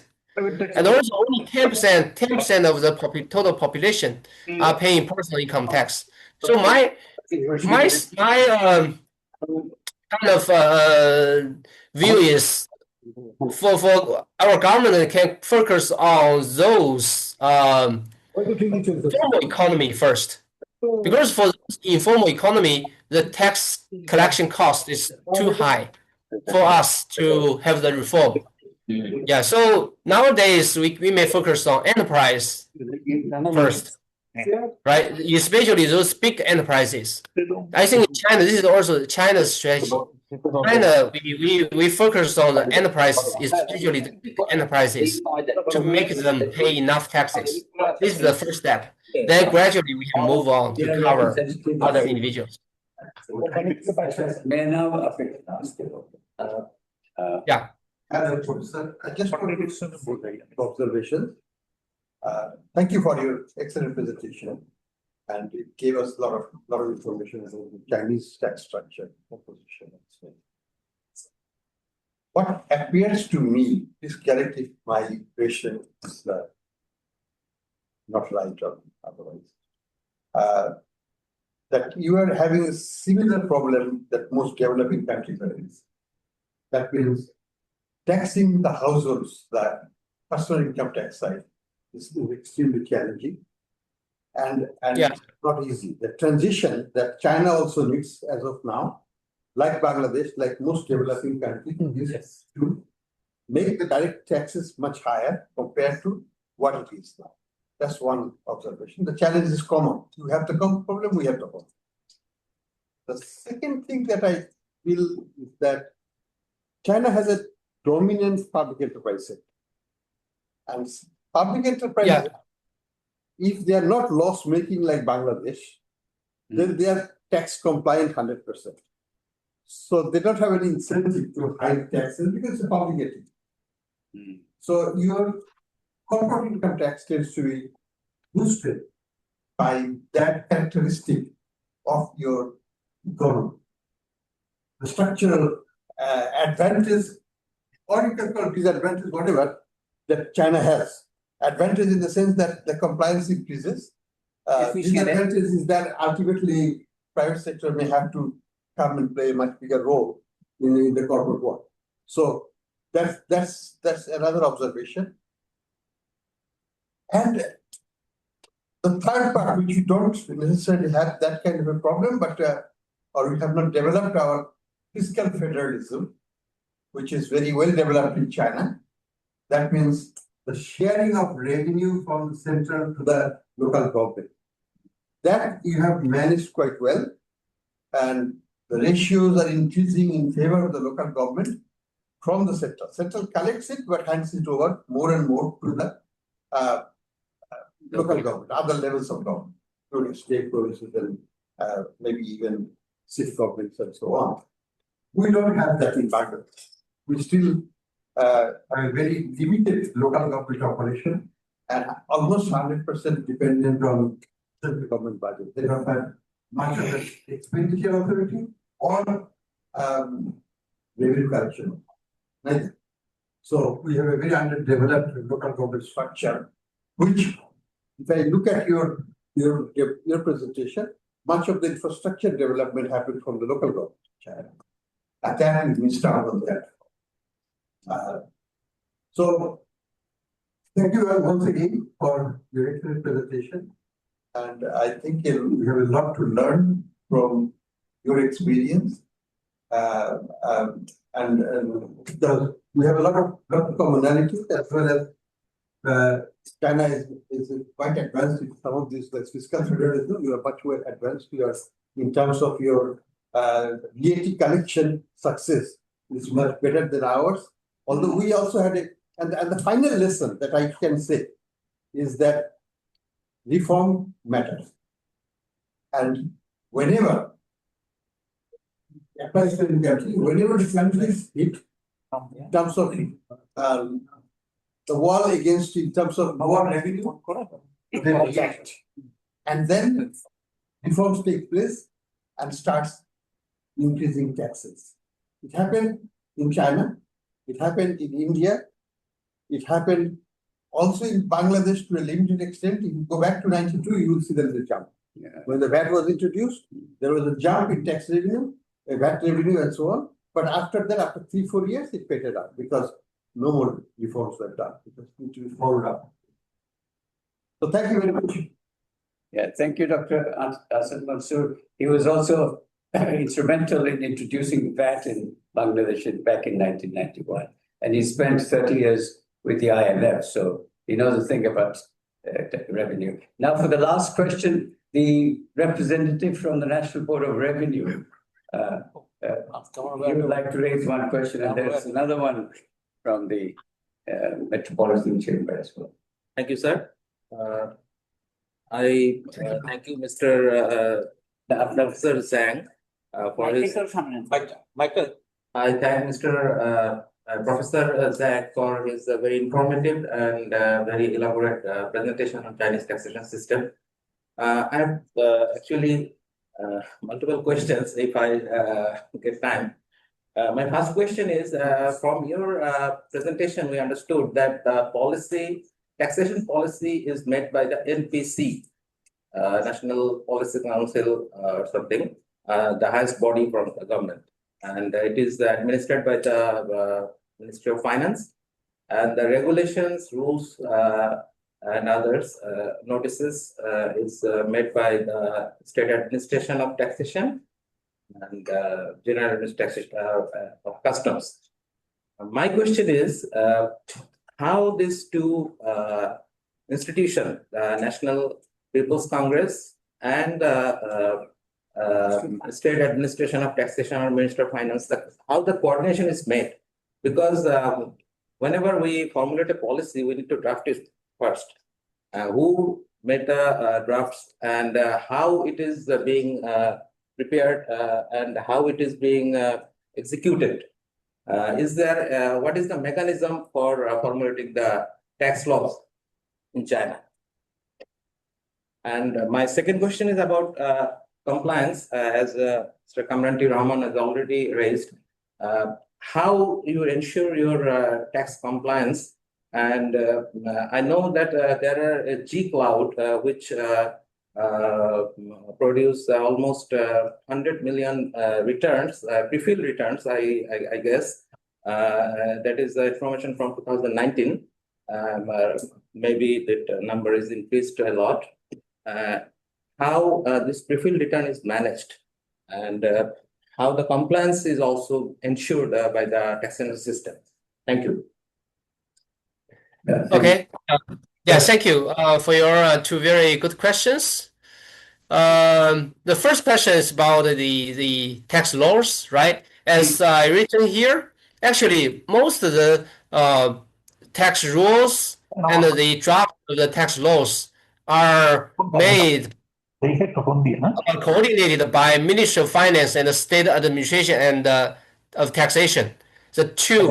These two. I mean, because here General Administration and Customs is for tariff, right? Because this is a tariff department, and so for all other taxes, most draft laws are prepared by these two departments, especially the State Administration and Taxation, and also Ministry of Finance. And for National People's Congress, they just they vote and pass the laws for these regulations to become a law. Separate not to. I don't know. Separate. Okay. Can I ask? Professor, may I ask this one question? I think this relates to the question raised by the National Board of Revenue representative. Bangladesh government is announcing that they would like to bifurcate the National Board of Revenue into a policy wing, a wing that makes the policies and probably the tax laws also. And the other would be left to collect the taxes. And there's another way, there will be for tax collection, revenue collection. But the laws, the policies, tax policies will be done by another policy wing. Now, how does that work? In your case, you have the National People's Congress, approving the laws, but there's another institution that is preparing the laws, right? But the rules and notices and circulars, that's done by the actual collection department. So how does this work? If you have a separate wing for framing tax policies, and then collection is done by a separate wing. How Okay. problem in coordination or Okay, now I see. Now I see. For tax collection, in China, the tax collection is organized by state administration and taxation. And at the different government levels, we have corresponding tax bureaus, and they were in charge of the tax collection. And then for the tax rules or the tax policies, they are also discussed by these departments, including state administration of taxation. But all these tax rules or tax policies need to be approved by the state council. So even though someone may argue that the state administration of taxation, you design the tax policy and you also collect the tax, right? This may be the issue, problem. But in China, the state administration of taxation, only one department who participate in the policy formation process. So including Ministry of Finance, State Administration of Taxation, and also finally it needs to be approved by the State Council for the for the policy. And finally it will be approved and passed in the National People's Congress to be a law.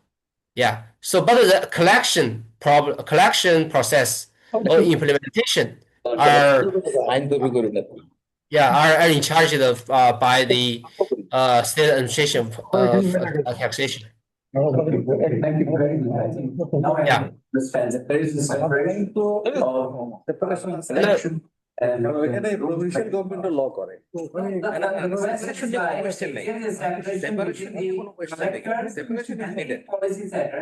How do you coordinate between the policy setter and the collector? আমাদের এটা হচ্ছে যে coordination Professor, there should be কোঅর্ডিনেশনটা কিভাবে ensure how do they do the coordination between the policy setter and the collector in China? the state You mean coordination between who? Between the policy setter, as you said, the state administration of taxation, they are responsible for drafting the policy, and there is a separate body who collects the taxes. Bureaus. The gurus which collects the taxes. So how this coordination happen between the collector and the policy setter? So the state council, in your case, is that final? They determine what the rules and the laws will be, and state administration simply collects whatever is formulated by the state council. Yeah. Is that And they can form rules to collect it. That's How what do they say. coordinate that? They say that there was a rule making is with those bureaus. How do you collect it? Rules are framed by the rules for collection, but then there is a policy separate. That is what it says. কনসালেশনের নিশ্চয়ই একটা কোনো মানে mechanism আছে different একটা mechanism So the state council will be final determinants, a final determinator of all the policies.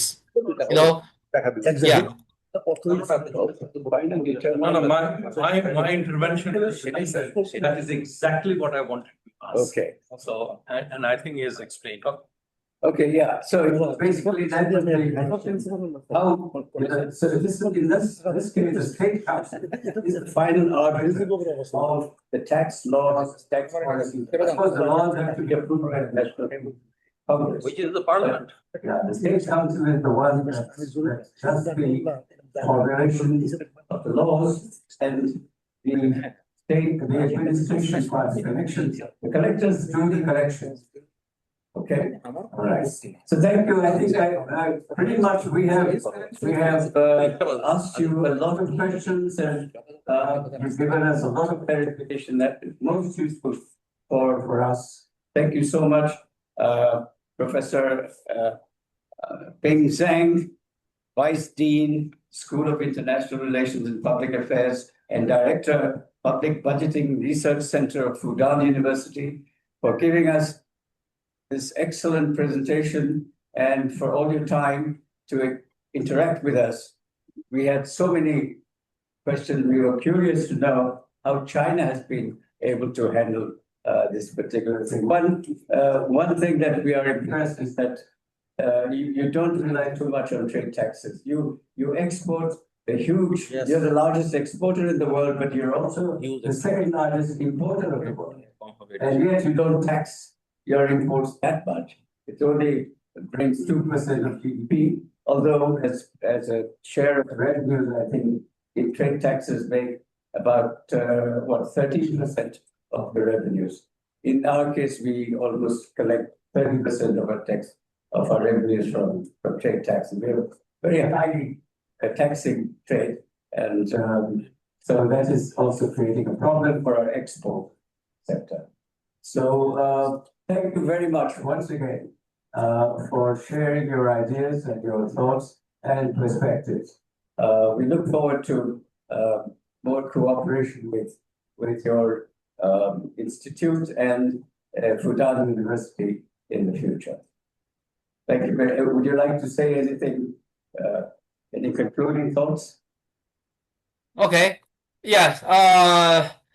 Dr. Setter and also other colleagues, thank you so much for providing me this opportunity to share here. Also, thanks to Policy Research PRI, Policy Research Institute, and thank you for everything. And actually, my final remarks here, and I make use the final minute to conclude.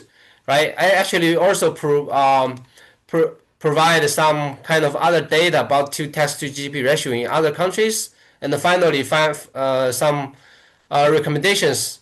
Yeah, so I think I provided 3 points in my final slide. Yeah, first is establish clear-cut assignment of revenue and expenditure responsibility across government tiers, because currently in Bangladesh, almost the tax revenue and expenditure are, or especially revenue, all the revenues are collected by the central government. I think we can probably introduce Bangladesh's version of tax sharing reform in the future. Try to provide local governments more incentives to collect extra local revenue. And the second is introduce modest conditional revenue sharing for property-related taxes. And the third is local own source revenue first. But the final word still will be based on my view, based on China's experience. The first step is still, as a developing country, including China, we need to focus on the taxes from enterprises first. Yeah, I also want to reply about the compliance rate issue. Yes, in China, we do face the problem of compliance problem, but gradually, for private enterprises, we use different digital system and also other penalty rules to increase compliance rate. Yeah, I think I will stop here. I enjoy the discussion as well. Thank you. Thank you very much. We also enjoyed it very much. And would it be possible for you to share your presentation with us? Can we get a soft copy of your presentation if it is okay with you? Yeah, sure. I can send the PPT copy through email to you. Yeah, I think because it's a limited time, if you have interest in other questions, we can have some other discussion on specific problems. Yeah. We'll remain in touch. Okay. Thank you. Yeah. Thank you. Okay. Yeah, you are all welcome to visit Shanghai sometime. We'll stay in Shanghai. God willing, sometime in the future. Yeah. Thank you. Thank you so much. Dr. Setter, you can bring your colleagues together to come to our university to have a visit here. I request my colleagues. I'm sure they're interested. Okay. Thank you so much once again. Thank you. Okay. Yeah. Thank you. Bye-bye. Bye-bye.